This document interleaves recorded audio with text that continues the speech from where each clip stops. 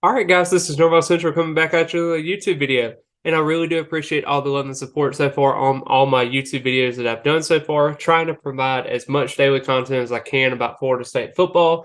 And we had some great news today. We had a Mike Norvell contract extension. It is going to be all the way up to 2029. He is making an average of $8.05 million per year. That is absolutely massive. One of the top paid head coaches in the ACC, one of the top coaches in the country. I believe it 10th, I want to say, is the range right now.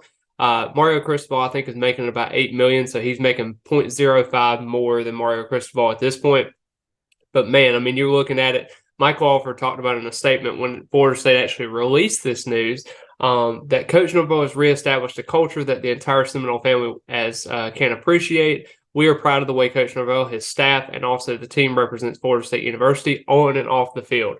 Now, you have to really look at this, and I mean, think about it both ways. I talked about the Brock Glenn situation where Brock Glenn committed to Ohio State, wasn't really sure how the whole situation was going to go, and that was a lot of recruits. A lot of recruits were kind of stepped back a little bit, and they were wondering what was going to happen with Mike Norvell. You saw all the national media was talking about Deion Sanders and some other names that were popping up, and will Mike Norvell survive this season? Even Mike Farrell from Rivals at one point was talking about how, can you find me 6 wins in this schedule? Sure enough, Florida State delivered, and they got a 10-win season for the first time since 2016. That is something to be proud of. But the other thing that I caution about as well is a guy like Mel Tucker at Michigan State. He had a phenomenal year where I think he had 11 wins during the COVID season at that point, or right before the COVID season. It didn't really pan out the best way he could. And next thing you know, everyone was talking about him at that point, and now he's kind of an afterthought at this point at Michigan State. He got paid a little bit more for a contract extension and didn't really live up to the fate that it was. But you have to really think about it. I mean, Michigan State and Florida State are two different kind of programs. Florida State's won a lot of championships and done a lot of great things in terms of conference championships and also 3 national championships as well. And then you're looking at the last couple of years that we had here. I mean, it looks like Florida State, the last couple of seasons, were just trying to find their footing at some point. And Norvell went 8-13 the last 2 seasons, and this upcoming season, this past season, he was trying to figure out what was going to happen with everything.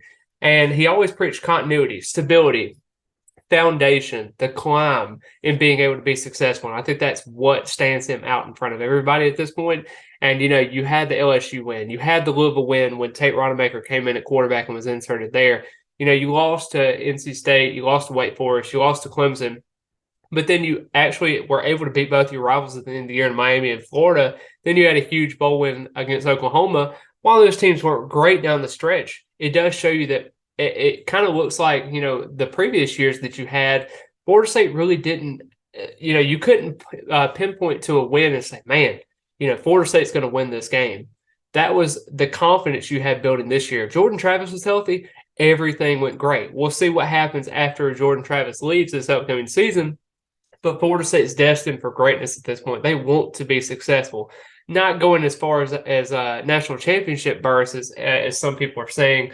But man, you cannot be excited about this team without kind of alluding to Mike Norvell and the culture that he's built at Florida State. I think he's done a really good job continuity building through his staff, keeping his staff all together. And that's kind of ironic to say because Miami, over on the other side, a rival that you have, is not having both their offense and defense coordinators. And there's a lot to be said about that. You don't really know where to turn. I think there's a lot of different turmoil that's going on in that program. Also at Florida, you see Billy Napier didn't really do a great job in his first year. You're just trying to figure out everything. But with everything going on, I think Mike Norvell's done a really good job, and I can't wait to see the future with him going forward there. But I really appreciate all the love and support. And as always, I hope you all have a great rest of the night, and go Noles.